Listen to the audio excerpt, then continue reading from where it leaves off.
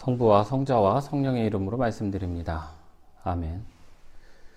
부활절이 지나고 선배 신부님을 만나 조언을 듣고 담소를 나눈 적이 있습니다. 교회에서 일어나는 일들에 관한 것, 그리고 그것을 결정하는 데 있어서 사제의 역할들을 다시금 듣고 의견을 나누는 시간이었습니다. 그날 이야기를 나누다가 초대교회에서 기도하며 요셉과 마티아를 청구하여 제비뽑기를 하고 사도로 세운 이야기가 나왔습니다.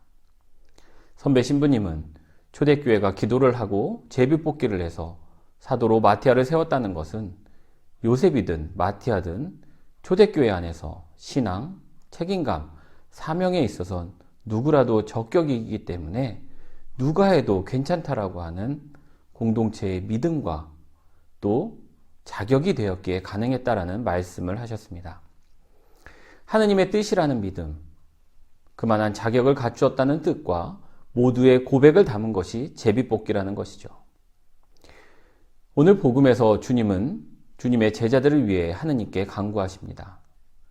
이 세상의 기쁨이 아닌 하느님 안에서 하느님과 하나 되는 기쁨을 누리길 원하시며 간구하십니다. 그러면서 주님은 주님 스스로가 하느님과 하나이듯 우리들도 하나가 되게 해달라고 간구하십니다.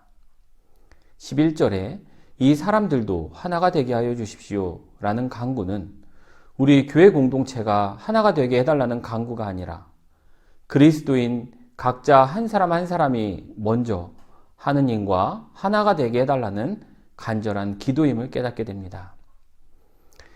그리스도인 각각의 사람들이 먼저 하느님과 하나가 되는 것, 그것이 교회 공동체가 하나가 되는 가장 효과적인 방법이자 자격이라고 말할 수 있습니다. 우리 각자 한 사람 한 사람이 하느님과 하나가 될 때 하느님을 바라보게 되고 하느님 안에서 기쁨을 얻고 하느님의 형상이요 지체들인 형제 자매들을 그들과 하나가 될 수 있습니다. 교회는 하느님과 하나가 된 자녀들의 모임이어야 합니다. 세상의 모임과 다른 이유가 이것입니다. 세상은 세상이 주는 재미와 필요에 따라 하나의 공동체를 만듭니다. 그렇기에 재미와 필요가 사라지면 공동체도 사라지게 됩니다. 그러나 하느님을 통해 하느님과 하나가 된 자녀들의 모임인 교회는 하느님을 바라보기에 그 역사를 이어가게 됩니다. 하느님과 하나가 되어 하느님의 뜻을 펼쳐내고 사랑을 전하며 세상과 다른 기쁨과 사랑을 누리게 됩니다. 세상을 살아가지만 진리를 위해 몸바치는 지체들이 됩니다. 주님의 간절한 간구를 들으며 주님께서 원하시는 그리스도인의 모습을 또한 발견하게 됩니다.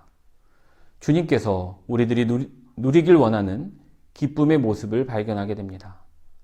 그것은 말씀을 받들고 살아가는 것, 깨닫고 실천하며 살아가는 것, 주님의 영광을 위해 살아가는 겁니다.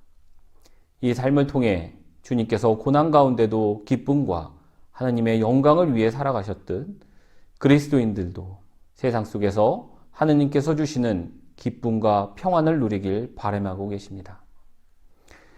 대적교구 교우들께서도 하느님과 하나가 되길 원하시는 주님의 뜻에 따라 하느님과 하나가 되는 신앙의 삶을 살아가길 기도합니다. 하느님과 하나 되는 지체들이 모인 대전교구가 되길 기도합니다.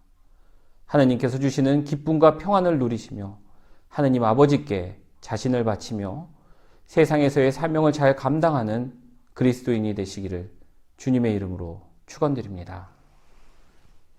성부와 성자와 성령의 이름으로 말씀드렸습니다. 아멘.